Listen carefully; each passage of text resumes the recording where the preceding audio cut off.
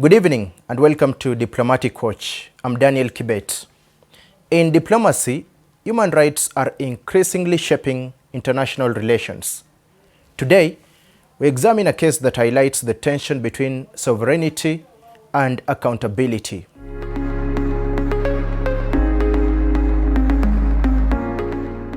Ugandan activist, journalist and lawyer Agather Atuhaire and Kenyan activist Boniface Mwangi were detained in Tanzania in May 2025. That's 1 year ago. They had gone there to observe the judicial trial of opposition leader Tundu Lissu.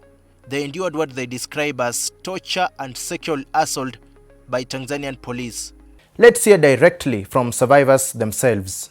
I was still handcuffed and blindfolded, and they told me to strip naked. When I stripped naked, they removed my handcuffs, and then I was grabbed by about 4 men, and they lifted me up so fast. Before they lifted me, actually, they put some gloves on my hands and tied me upside down. My legs were up like this, my body's up, I'm stuck naked. And then they started beating my feet. So they would beat me and massage my feet. They also ordered me to strip naked. Before I say anything, there's one. I remember the first blow was on my back because I didn't undress immediately. And after that blow, they started taking off the clothes themselves, as forcefully, as violently as you imagine, because they carry me upside down like that. And the rest is everything they did to Boniface. That guy that was, we later to learned his name to be Faustin Mafere, called thugs to pick us from a police station, from his custody, without a care of, I am untouchable. Not just here in Tanzania, but everywhere.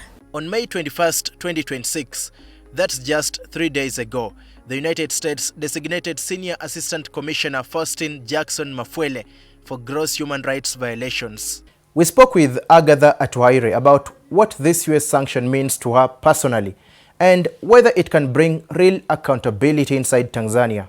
The designation of Mafwele does not fully answer my prayers, because what we were subjected to, Boniface and I, in Tanzania in May last year, cannot be atoned for with just designation, with just you cannot travel to the US. It can atone to with a proper court process, investigation court process and conviction of Faustin Mafwele. Because for me, I know him as someone who, I was in the room where he summoned us and threatened and told us to our faces and said, he will teach us a lesson that we will never forget. And immediately he said that he called in thugs that he instructed to take us to dungeons and torture us. These testimonies of Agather Atuhaire and Boniface Mwangi paint a disturbing picture. But beyond the personal ordeal lies a deeper diplomatic story. The US designation under Section 7031C is a classic example of naming and shaming combined with targeted sanctions. It doesn't impose broad economic penalties on Tanzania, but isolates an individual implicated in abuses, restricting travel and sending a signal to others in similar positions. This approach, often called smart power, allows Washington to draw a clear red line on human rights while preserving cooperation on security, trade and counterterrorism.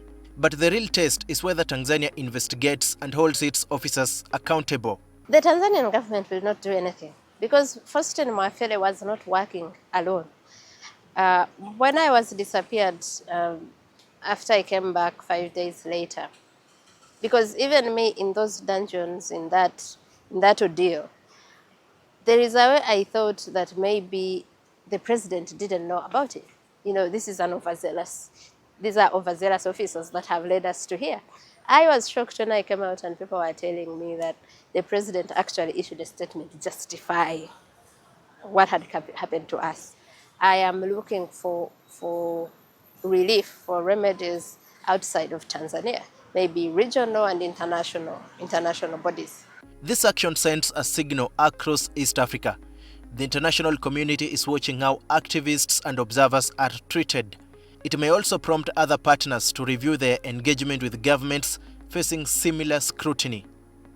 Agather Atuhaire and Boniface Mwangi survived their ordeal and continue speaking truth to power.